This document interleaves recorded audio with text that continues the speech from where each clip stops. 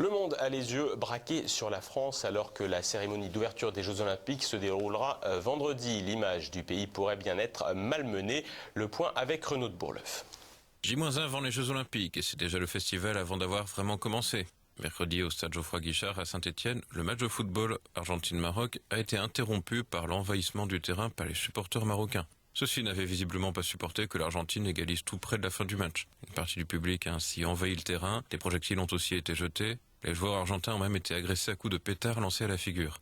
Ils ont dû se dire « bienvenue en France ». D'autant plus que la veille, l'équipe a constaté que leur hôtel avait été cambriolé pendant la séance d'entraînement.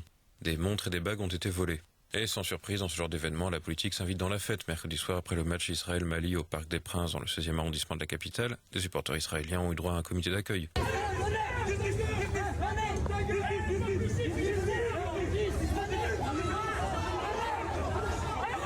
De quoi craindre d'autres échauffourées de ce genre. Contrairement aux Russes, les Israéliens ne concourent pas sous bannière neutre. Les athlètes comme les supporters pourraient bien faire l'objet d'autres attaques. Mais pas d'inquiétude, nous dit le ministre de l'Intérieur Gérald Darmanin. Paris est devenu une ville sûre.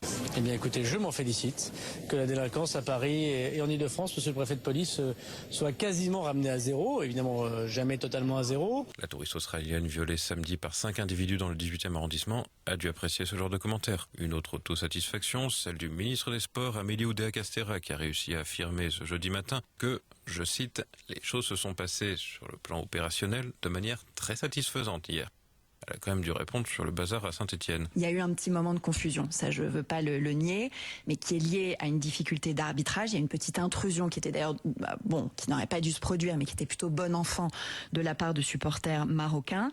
Ça s'est ensuite entremêlé avec un long temps d'arrêt dans lequel il y a eu un petit peu de tergiversation sur le plan de l'arbitrage. Un débrief a été fait entre le comité d'organisation et la FIFA. Tout va rentrer dans l'ordre. Du côté de Buenos Aires, ils ne sont pas vraiment de cet avis. La Fédération argentine de football a annoncé porter plainte devant la commission disciplinaire de la FIFA. Et pour ne rien arranger, même l'organisation logistique des JO pose des problèmes. À peine 6 jours après l'ouverture officielle du village olympique à Saint-Denis, les athlètes se sont plaints de la quantité de nourriture proposée, jugée insuffisante mardi soir et mercredi matin, ou de la vitesse de réapprovisionnement de certains aliments. Les œufs ont ainsi été rationnés au petit déjeuner mercredi. Et pour se reposer, ils ont droit à des lits en carton. Une fois de plus, Amélie Oudéa-Castéra est très satisfaite. Les lits en carton, ils adorent ça. C'était les mêmes à Tokyo. Il y a le sentiment pour les athlètes de contribuer à nos équilibres écologiques. Moi, j'ai échangé avec plusieurs d'entre eux, au contraire. Ils adorent aussi les couettes, qui sont très jolies. Visiblement, Tilly Kearns, joueur de water-polo australienne, n'était pas de cet avis. Elle a d'ailleurs partagé ses impressions sur les réseaux sociaux. Première nuit sur le lit olympique en carton. Mon dos est sur le point de craquer. De quoi nous couvrir de ridicule dans le monde entier. Entre la cérémonie d'ouverture au goût douteux et les problèmes de sécurité, en passant par la logistique défaillante, c'est toute l'image de la France qui va être dégradée. Une image misérable qui pourra être encore un peu plus ternie avec les JO d'hiver de 2030.